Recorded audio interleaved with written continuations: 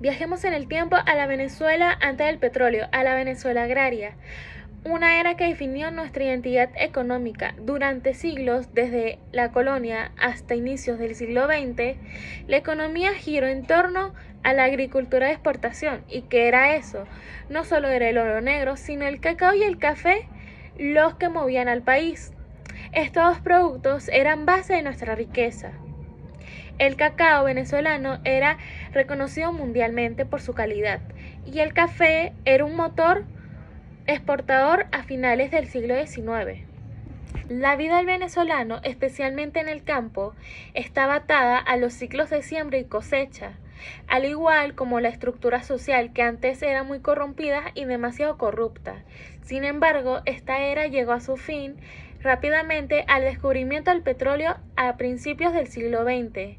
La Venezuela agraria es esencial para entender cómo pasamos a ser un país que tiene demasiadas disponibilidades a su lado a ser solo un país que dependa del crudo, o sea, de la cosecha y de la exportación. Después de la desintegración de la Gran Colombia, el poder recayó sobre la oligarquía, que se dividió en dos corrientes, la conservadora y la liberal. El grupo dominante eran los godos, liderado por el héroe de la guerra José Antonio Páez. Los godos eran básicamente la élite tradicional de Caracas, constituido por los terratenientes, los prestamistas y los banqueros. Su objetivo era el centralismo y básicamente tener una estabilidad sobre sus propios intereses económicos. La revolución de la reforma de 1835, liderada por militares y conservadores disidentes, buscaba derrocar a José María Vargas, puesto por el mismo José Antonio Páez, para poner fin al civilismo de su gobierno y otra vez poner un control militar que ellos mismos creían perdido. Mas, sin embargo, José Antonio Páez paró su intento de golpe de Estado, consolidando aún más su poder en el territorio. Aprovechando el descontento social con el gobierno de José Antonio Páez, surgió el Partido Liberal. Esto se difundió gracias al periódico El Venezolano, creado por José Antonio Leocadio Guzmán, que criticaba duramente el totalitarismo del gobierno de José Antonio Páez, el partido tradicional. La presión social y el gran descontento de la población, José Tadeo Monagas, que era parte del Partido Liberal, entró a la presidencia en 1846, que a pesar de que este era parte del Partido Liberal y que incluso peleó contra José Antonio Páez durante el golpe de Estado, José Antonio Páez lo puso en el poder pensando que este sería más manipulable para, de esta manera, José Antonio Páez, aunque no fuese el presidente, todavía sigue teniendo un gran control sobre el territorio. Sin embargo, José Tadeo Monagas, que también era un hombre muy terco, hizo cambiar la constitución venezolana y puso fin a la esclavitud en 1846 en Venezuela.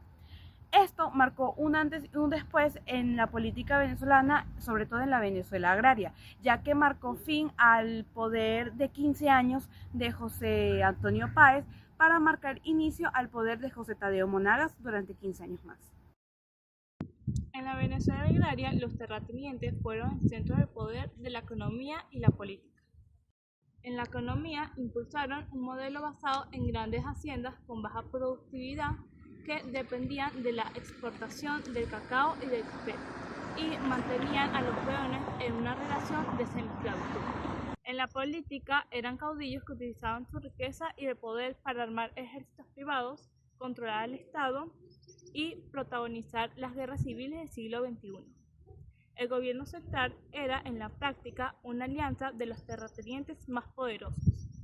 Los terratenientes no solamente afectaban a la economía y a la política, sino que eran la política y la economía. Su control sobre la tierra, la mano de obra y la fuerza militar les permitió establecer un sistema económico y de baja productividad y alta dependencia, y un sistema político inestable y personalista basado en el caudillismo.